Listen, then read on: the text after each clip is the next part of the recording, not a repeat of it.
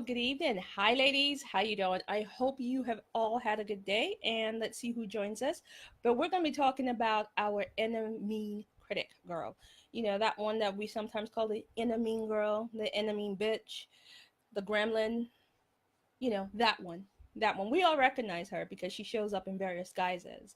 She's the one that will tell you you're not enough, you have to work too hard, you have to do all of these things. She's that voice in your head when you were trying to go to sleep to tell you, hey, get up, you haven't done enough for today.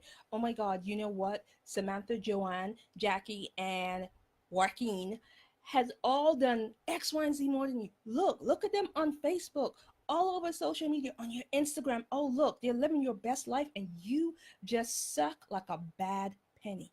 Yeah, that's what she tells you. She starts with all of that, and we wonder, how did she move in to our home? How did she move and inhabit our headspace? So let's start with that. The inner mean critic moves in the moment you allow her. Because that's the bottom line, is that you give her room to exist. You give her voice, and within that voice she finds every crumb and seed and every minuscule moment that your ego wobbles and stuff comes up, and she will show up. It's really funny because she moves in with her bag of doubt. She moves in with her bag of shenanigans full with, you are not enough, you're not tall enough, fat enough, skinny enough, pretty enough, old enough, young enough, smart enough, too smart. You are too this, to that, to that, to that, da that, da that, da that. And she follows that up with the, oh, wait, is that the best you can do? Really? You created that? I'm not sure that's good enough. You may want to hold up and don't show anybody just yet because it's not good enough. And you know, I don't know. Let's show it to that friend. You know, that friend that is really, the one that always tells you, yeah, I'm not sure about that. That's the friend she advises you to go to. That friend that, yes, really shouldn't show her stuff, because whenever you show her anything, she poo-poos on it like it was the last bit of toilet paper in the world. I'm sorry to be so basic about it, but that friend, we all have that friend. And that's a different conversation for another day. However, when this inner critic turns up, she doesn't turn up on her own. She comes up with, Miss Perfection, Miss I've got to be a shark, Miss Comparison Analysis, Paralysis Analysis, Overthinker and Over Warrior Auntie, and she comes with all of these people, and they move in. Before you know it, you have a committee who are talking about you, telling you who you should be in the world. And then you wonder why things start to go a little wonky, because you have so many voices in your head that you don't have the space to listen to that one voice that says, hey, you know what? You are great as you are. So the question is, why does our inner mean girl exist? And what the hell is she good for? So on the surface of it, everything I've said sounds like she is up to no good and basically does not have your best interest at heart. And it's funny because, I am not the greatest champion for the mean girl, but I thought I should look at, why does she do what she does, and why does she exist within all of us? Because it's not just you.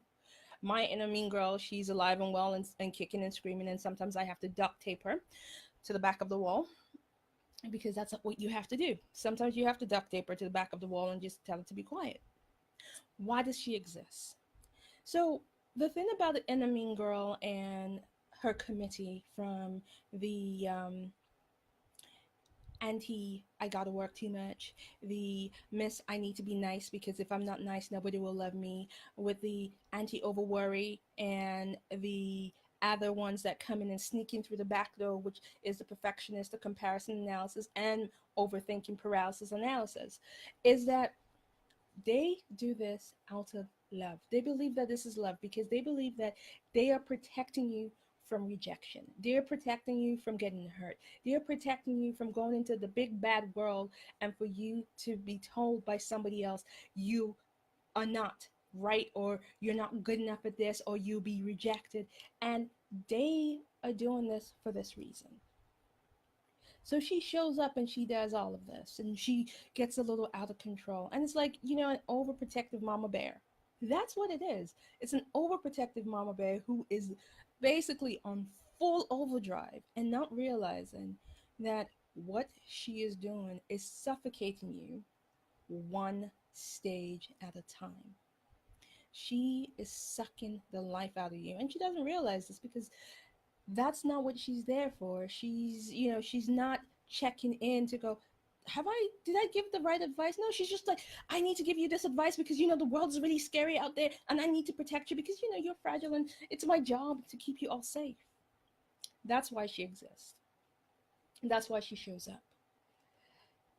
Now, whether rightly or wrongly, she shows up with her bag of tricks and her friends. And they now stand in the way of who you truly are. And then you go, so how do I deal with this? How do I support myself and get over and recover from my mean girl illness? Well, first of all, it's not a recovery because you never fully become better. And I'll tell you why. Because the only time your inner mean girl shows up is when you are doing something. Because if you are just laying back on your ass watching Judge Judy and some daytime TV, she doesn't show up. You're fine. You're okay. But the moment you actually start on your mission, start on your focus, start on saying, this is what I want to do in the world, this is who I'm meant to be, the moment you actually say, I am going to commit myself to X, Y, and Z, be it your weight loss, be it that relationship, be it your business, the moment you commit saying, I'm going to do something out of my ordinary, she shows up because she's like, oh, I got to put a stop to this. I need to put brakes on this because this little Missy is going to get her heart broken. And what's going to happen? How am I going to fix her if she gets her heart broken? Mama bear kicks in. She only kicks in when you are doing something worthy. So when the inner critic shows up, when your inner mean bitch shows up, celebrate, sisters. Celebrate. Do your happy shimmy because it means you are doing something. It means you have taken an action. It means you've committed to something, or you have actually said to yourself inside, I want more and I deserve X, Y, Z. That's the moment she shows up. So celebrate because you have chosen to make a difference. Here's the first thing that you need to know about Miss Inner Mean Girl. You are not alone. You're not alone. There's nobody alive that does not experience her. There's nobody alive that does not experience their inner mean critic. Whether you call it the inner mean girl, the gremlin, the Grinch, your negative voices, whatever it is. And hey, ladies, not just us, men suffer it too. So you're not alone. That's the first thing you need to know. Second thing, she only shows up when you are doing something. If you're just kicking back and just hanging out and net flicking and chilling, she's not there. Because you're good, you're safe, you're not doing anything, you're kind of I'm just here hanging out. So she shows up. And here's the thing, another thing. Stop feeding her. It's time she goes on a diet. You need to stop feeding her by giving in to the worries. And it almost sounds very counterintuitive for me to say, oh, let's just stop feeding her. But it is possible to not feed your inner critic. It's possible. And I'm pulling up some papers because I have papers written down because I wanted to make sure I gave you all this information today. The thing is, I love when the inner critic shows up. I love when the inner mean girl shows up because she's there for a purpose. So instead of fighting, instead of running, instead of saying, oh my God, I can't deal with her, oh my God, I need to I need to run. I need to hide. I need to pull the cover over my head and eat a pound of ice cream. Note, and I keep saying it, I'm going to keep saying it throughout this whole thing. Hi, Nicola. How you doing? Thank you for joining it. We're talking about the inner mean critic bitch. You know, that one that shows up to say, oh, you know what? I don't think you're smart enough. I don't think you're good enough, or you're too short, too tall to do what you want. You're too this, you're too that. That one. So jump in if you have anything you wanna, you wanna say. So as we're going on, I was talking about why she shows up, and one of the reasons she shows up is because you've taken a commitment. You is when she only shows up when you have decided you're doing something outside of the ordinary. You've committed to saying, I want this business, I want that relationship, or I want to be different, I want to lose the weight, the excess weight, I want to, give up on drinking or something. She only shows up when you have taken a commitment to do something. Because if you're Netflixing and chilling, she's fine, she doesn't show up, she's not triggered. The moment you say I'm doing XYZ, she shows up. Exactly. She does show up, and then you have to tell her, you have to take a breath. I normally duct tape her and shove her in the back closet, but that's just my way, you know?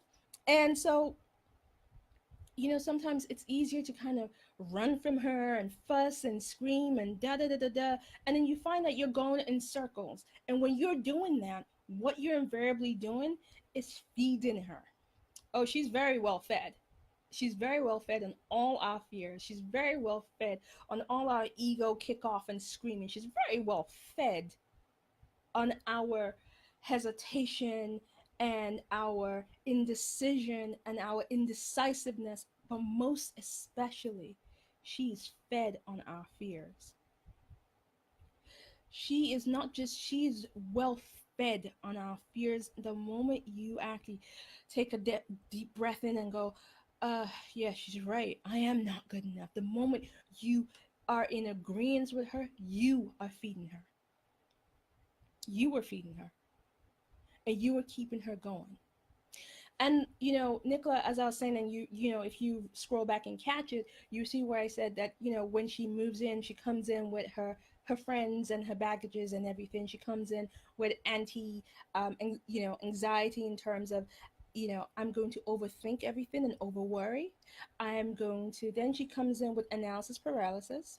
Then she brings in the not enough, the comparison analysis, the oh my God, I have to hustle 24/7, because if I'm not hustling 24/7, somebody else is doing it better than and I suck like a bad penny stuck in a gutter. That's how bad you suck in her eyes.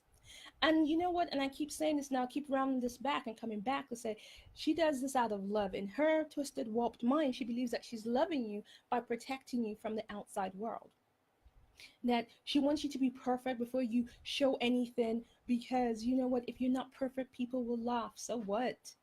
And I know this because as a recovering perfectionist, as a recovering, oh my God, my life needs to be perfect, and if I've done something once and I suck at it, I am never doing it again type of soul. Yes, it binds you, and it keeps you from moving forward, for actually having what you want. And then you end up with vision board upon vision board upon vision board, and you're never living up to your full potential. And then that further feeds her, because it feeds into the cycle of the noise in your head going, yeah, you're right, look, it's been 2 years and I'm still in the same place, it's been this and that and that, and I haven't moved forward, and it's all my fault, and yes, you are right, I do suck. So how do you deal with her? How do you manage her, aside from shoving her in a closet with duct tape over her mouth? Is the first things first. You have to play J.B. Fletcher. Now, if you know me, you know I'm a fan of the good old classic Jessica Fletcher, because there's something about that that kind of going into that Columbo mode, J.B. Fletcher, Miss Marple mode, where you are having to look at something critically without judgment, but you're kind of asking questions. Columbo will go, yeah, one more thing. When you get into that mode to actually go, What are you trying to say? Because normally when she shows up, we get ourselves into panic and into a tears and we're not listening and running around. And what happens when you're dealing with, let's use the analogy of dealing with a child that you don't listen to, they continue and they ramp up. They don't ramp down, they ramp up, and like until you listen, they will keep throwing tantrums and tantrums and tantrums until you pay attention. So, time to listen. Time to listen to Miss Critic.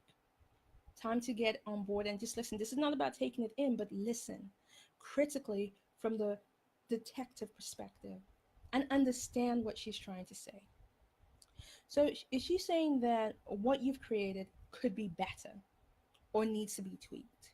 Is she saying that, oh, you suck? So, maybe the question to that would be, how do I suck?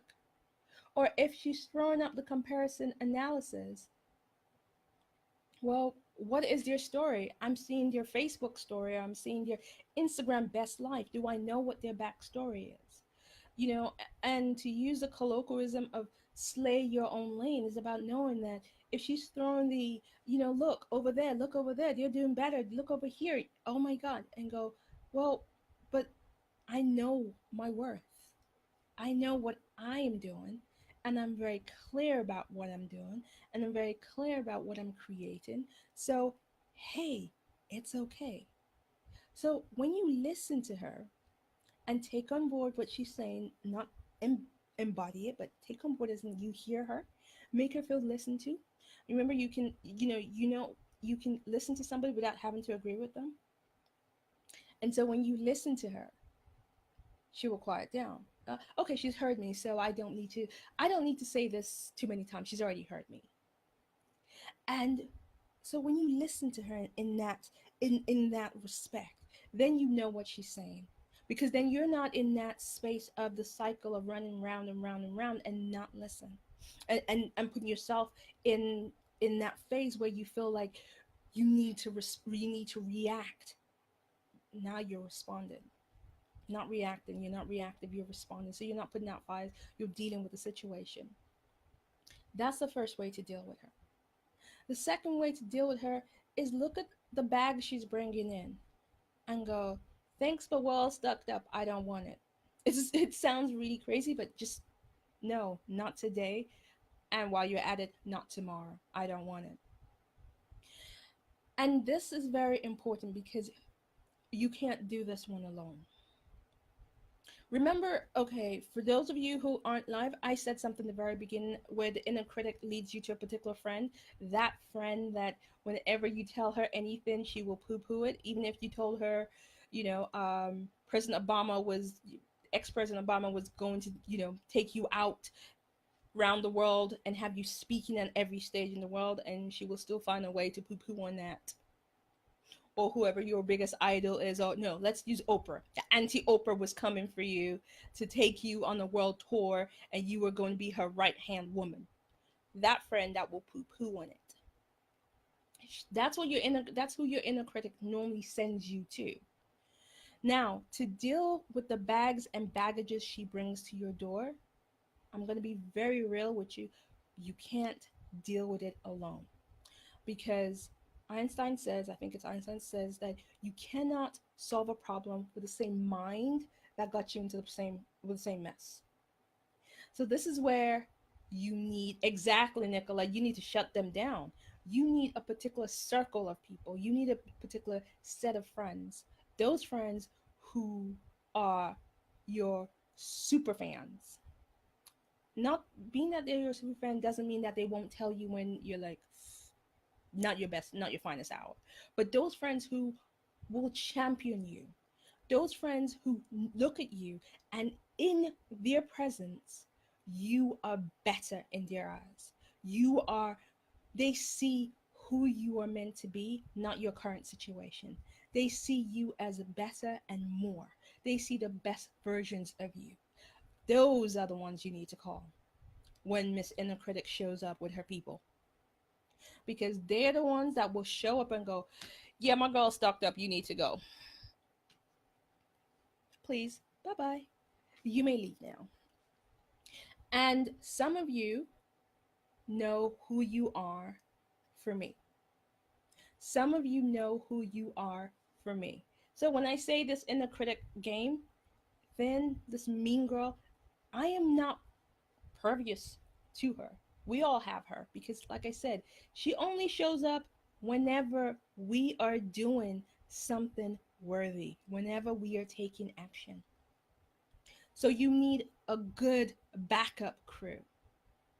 So look at your circle of friends. If you only have friends who are poo-pooing on your ideas,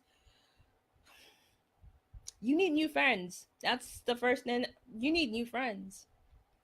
You need new people on your team who are going to have your back. That is vital. You need friends who are going to say, you know what? What is your thing that you're working on? Let me look at it with fresh eyes. You need a friend who's going to be critical with you, but not a critic of you. That's very important. And the other way that I would suggest you shut her down is to use this technique. This is my favorite technique because some of you are mothers, some of you are partners, some of you, we all have a bestie that we love. Imagine if your inner critic was talking about your child the way she talks about you, or she was talking about your mama the way she was talking about you, or she was talking about your best friend, your partner, whoever it is that you hold and cherish the most. Imagine what you will say to her. You will kick off. You will be like, you don't talk to people I care about in that fashion. You don't address them in that fashion. You have no right to address them in that fashion. So, my question is, if you will do this for somebody else, why wouldn't you do it for you? So the treatment to apply is to treat you as you would your bestie or the person you care about the most. Because this is vital. Because the moment you treat yourself like that, you then demand to be treated differently. You will not accept or tolerate anybody addressing you in that manner. You will bid them good day faster than you can breathe. You be like, I bid you good day, ma'am. I said good day. That's what you will do. Honestly, you would. You know you would. Nicola, tell me you wouldn't do that. If someone was talking to your precious ones in that fashion, you will bid them good day. You'd be like, please go. Thank you very much. So that is another way of dealing with her. But the most important way, and this is the final one for this quick video and quick live, is you would treat your bestie who's gone through this kind of attack with compassion. You will protect them. You will be protective of them.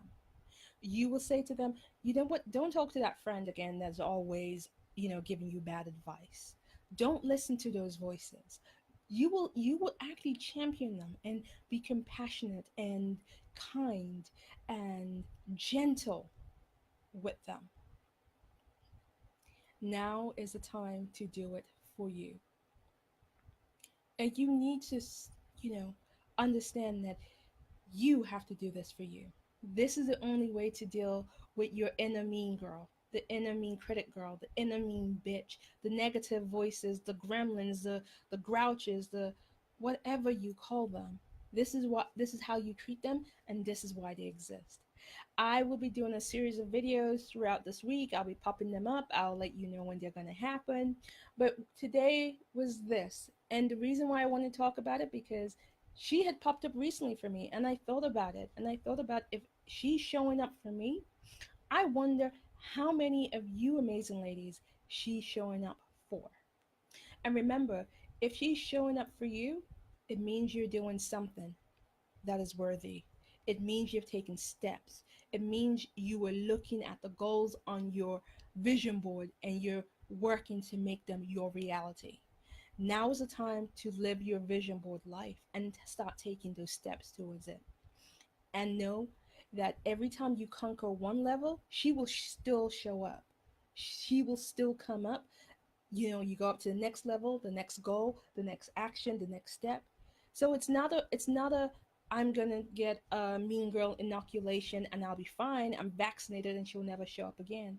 Because whenever you start something worthy, she will always show up with new guises, new disguises, new words, and you just use the same techniques we've discussed to shut them down. Thank you for listening. It's Lillian Vogo, and I'll catch you again. Goodbye.